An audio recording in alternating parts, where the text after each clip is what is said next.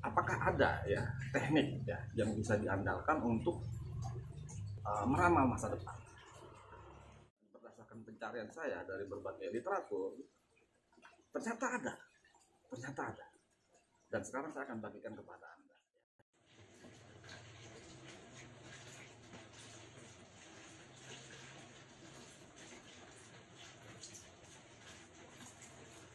Oke. Jadi semenjak ribuan tahun itu manusia selalu berusaha untuk mencoba mengetahui masa depan. Jadi ada berbagai macam teknik ya, pendekatan ya terkait dengan meramal masa depan itu dipelajari dan dipraktekkan oleh banyak tradisi manusia.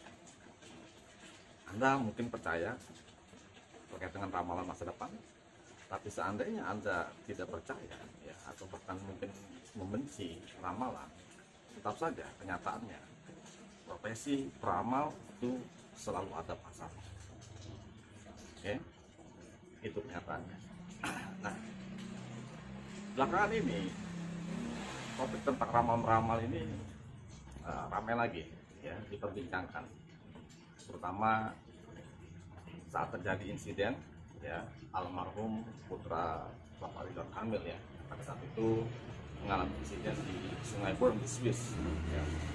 Saya mengamati di sosial media ada viral dua ramalan ya. Jadi pertama ramalan Mbak Rara yang mengatakan almarhum sudah meninggal, dan ada juga namanya Bunda Mustini kalau nggak salah yang menyebutkan bahwa Eril ini masih hidup gitu dalam ramalannya. Bahkan dalam ramalannya si Bunda ini juga bersumpah gitu dengan menggunakan kitab suci, mengatakan bahwa menggambarkan terkait dengan posisi detil Eril itu hidup di mana, bagaimana posisinya seperti itu.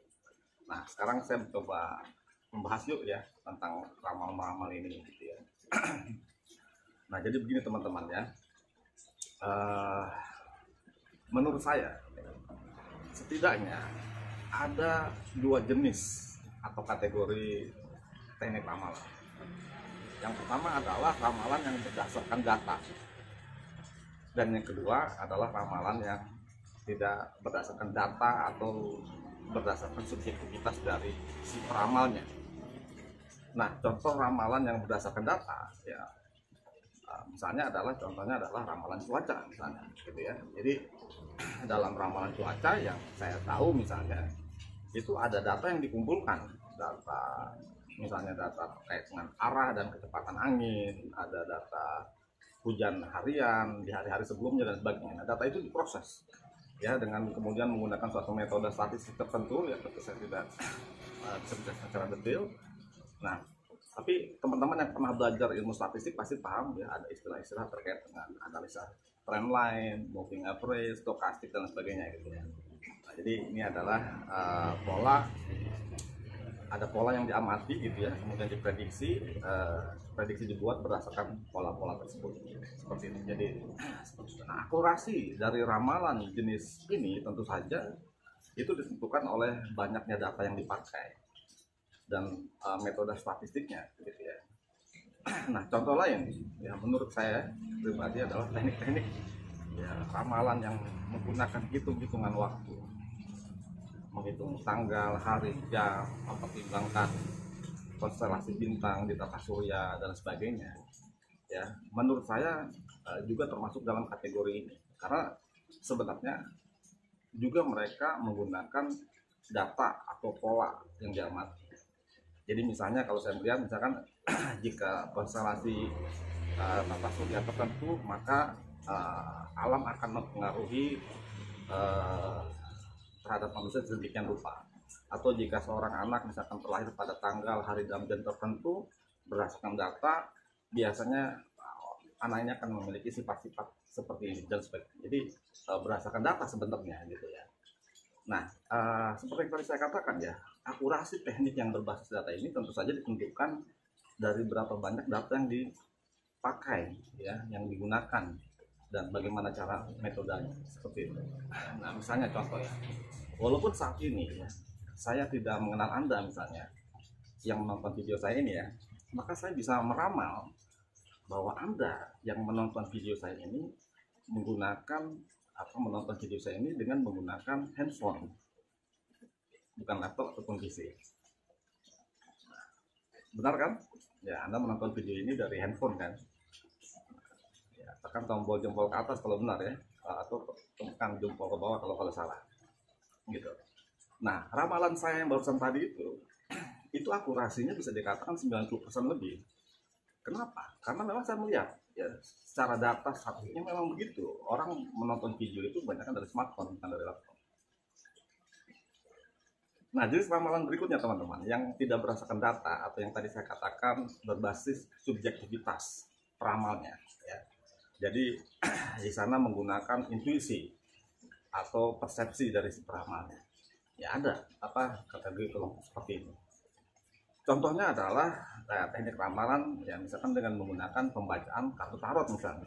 Kenapa saya mengatakan pembacaan kartu tarot ini dalam kelompok ini ya? Karena saya melihat misalnya kartu yang sama itu akan dibaca sampaikan dengan bacaan yang berbeda oleh peramal tarot yang berbeda gitu. Walaupun sebenarnya keywordnya sama tapi akan dibaca secara berbeda-beda. Nah, ini tentu bergantung kepada subjektivitas dari si pembacanya. Jadi ada pengaruh persepsi di situ, ada intuisi dari si pembacanya tersebut. Nah, tentu saja mungkin semakin berpengalaman, ya semakin terlatih intuisinya, mungkin hasil pembacaannya mungkin akan lebih mendekati kesesuaiannya. Seperti itu. Nah, misalkan sekarang saya akan mendemokan ya teknik meramal dengan menggunakan intuisi ini ya. Jadi lagi-lagi saya katakan saya tidak mengenal Anda yang menonton video saya ini kan, ya. Jadi tapi dari intuisi saya mengatakan bahwa Anda yang menonton video saya ini adalah orang yang pada dasarnya baik. Anda selalu tertarik pada hal-hal yang benar dan baik. Walaupun saya baca kadang-kadang Anda suka melakukan hal yang tidak penting, mubazir, tidak berguna. Tapi saya melihat Anda adalah orang yang terus berusaha memperbaiki diri Anda. Oke, bagaimana bacaan saya tentang Anda tadi? Tulis di komentar ya. Ini main-main aja ya, tapi memang seperti itulah. Jadi itulah intuisi gitu ya. Baik. Nah, terlepas dari kedua jenis ramalan ya atau teknik-teknik meramal yang tadi saya sempat singgung ya. Jadi saya mohon izin juga ya untuk mengingatkan Anda. Ya, diizinkan ya. Ya, diizinkan ya. Bukan saya mau menggurui tapi saya izin untuk menyampaikan apa yang menurut saya baik.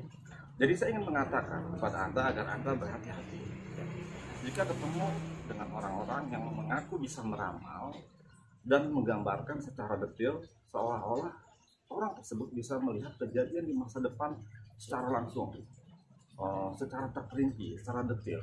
Ya. Ada yang bisa meramal tentang sesuatu yang buruk terhadap diri Anda ataupun orang lain. Maka saya sarankan Anda harus berhati-hati, hindari orang-orang yang seperti ini. Ya, kenapa bisa begitu? Kenapa?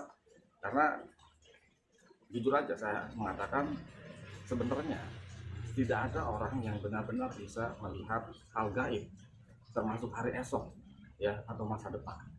Sebenarnya tidak ada yang bisa benar-benar persis melihat hari esok, masa depan itu seperti apa. Nah, jadi kalau sebelumnya tadi saya sempat mengatakan ada orang bermelihat ada korbannya kakinya kram, tenggelam, dibawa ke ini, disuapin segala macam. Nah itu menurut pandangan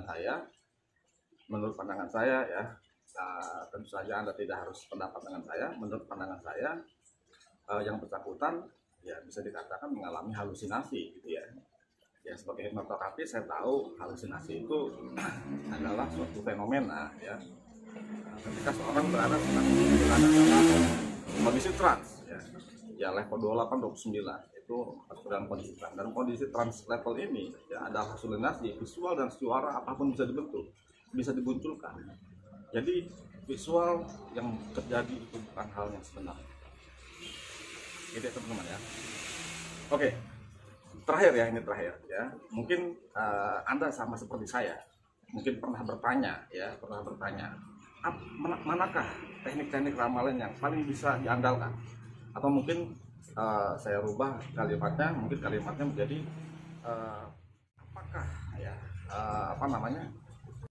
apakah ada ya teknik ya yang bisa diandalkan untuk meramal masa depan? pernah bertanya begitu ya. Saya juga pernah bertanya begitu. Mungkin ada. Nah, saya mencoba mencari ya. Berdasarkan pencarian saya dari berbagai literatur, ternyata ada. Ternyata ada. Dan sekarang saya akan bagikan kepada Anda. Ya. Saya akan sampaikan kepada Anda tekniknya. Ya. Bagaimana tekniknya? Ya, Anda mau tahu? Anda mau tahu tekniknya? Beneran mau? Oke. Beneran mau dan mau dipraktekkan? Oke. Kalau mau dan Anda mau praktekkan, saya bagikan sekarang. Jadi cara terbaik ya untuk meramal masa depan adalah dengan menciptakannya. Jadi kalau dalam sumber aslinya itu ya ilmunya berbunyi, the best way to predict the future is to create it. Jadi jika Anda misalnya meramal bahwa di masa depan Anda akan hidup sukses dan bahagia, maka cara terbaik untuk membuat agar ramalan Anda ini tepat adalah dengan mewujudkannya, dengan menciptakannya. Setiap hari Anda melakukan hal yang terbaik, belajar banyak hal, ya, banyak membantu banyak orang, dan tentu saja diiringi dengan doa. Begitu teman-teman ya. Demikian, terima kasih. Video singkat saya. Assalamualaikum warahmatullahi wabarakatuh.